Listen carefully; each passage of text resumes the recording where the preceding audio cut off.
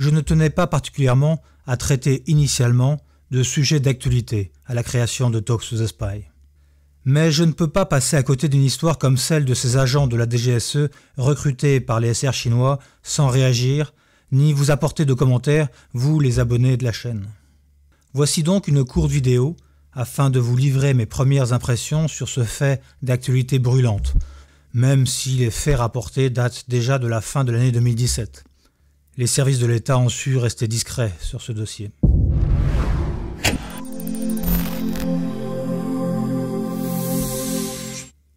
Tout d'abord, je tiens à préciser le point suivant. Je ne dispose pas de plus d'informations que vous tous qui découvrez en même temps que moi ce que les médias nous révèlent de cette histoire.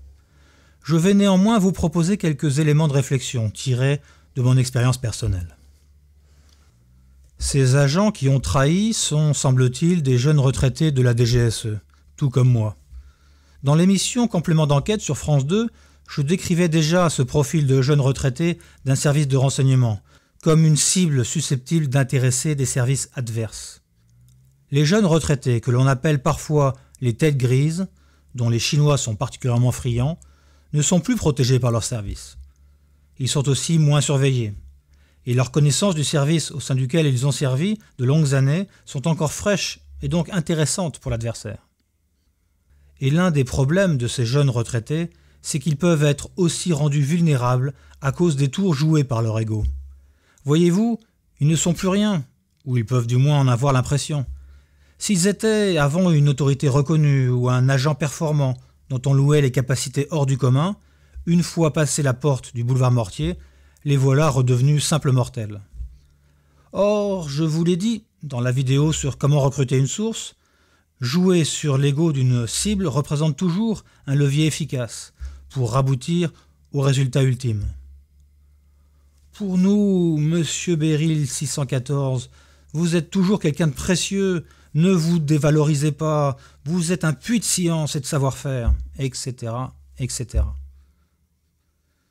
Moi, personnellement, si l'on me tient ce genre de langage, je vais avoir tendance à trouver la démarche très, très louche et me fermer comme une huître. Puis j'en rendrai compte immédiatement à mon service d'origine. Ce que j'ai fait d'ailleurs il y a quelques mois, après avoir été approché par un curieux journaliste russe. Mais sur des esprits plus faibles ou qui traversent une période de leur vie qu'ils ont du mal à gérer, le truc peut fonctionner. Et visiblement, en l'occurrence, il a fonctionné dans le cas qui nous concerne ici. L'argent est aussi un levier doublement efficace lorsqu'il s'agit d'un retraité. Nous gagnons bien notre vie à la DGSE, surtout avec les années d'ancienneté en fin de carrière. Mais ensuite, à la retraite, c'est la chute libre.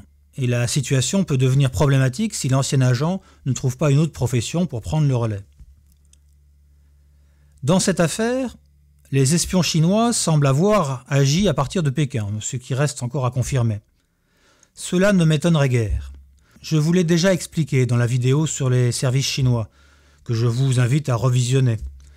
Les agents du MSE répugnent à agir en dehors de leurs frontières. Ils préfèrent donc inviter leur cible en Chine même, à l'occasion d'un colloque par exemple.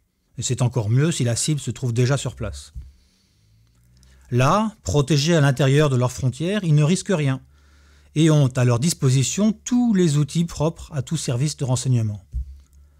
En plus, les Chinois ne se refusent rien en termes de recrutement. Ils payent cher très vite, rapidement plusieurs milliers d'euros. Et ils sont également prêts à utiliser des séductrices ou des séducteurs afin de parvenir à leur fin. Tout cela est de nature, bien évidemment, à convaincre le petit retraité déprimé. Cette affaire est évidemment bien triste. Je ne comprendrai jamais comment quelqu'un qui a consacré presque toute sa carrière au service de son pays peut ainsi se muer en véritable traître à sa patrie. Et pourtant, l'histoire du renseignement comporte une liste impressionnante d'agents doubles. Donc les candidats existent bel et bien.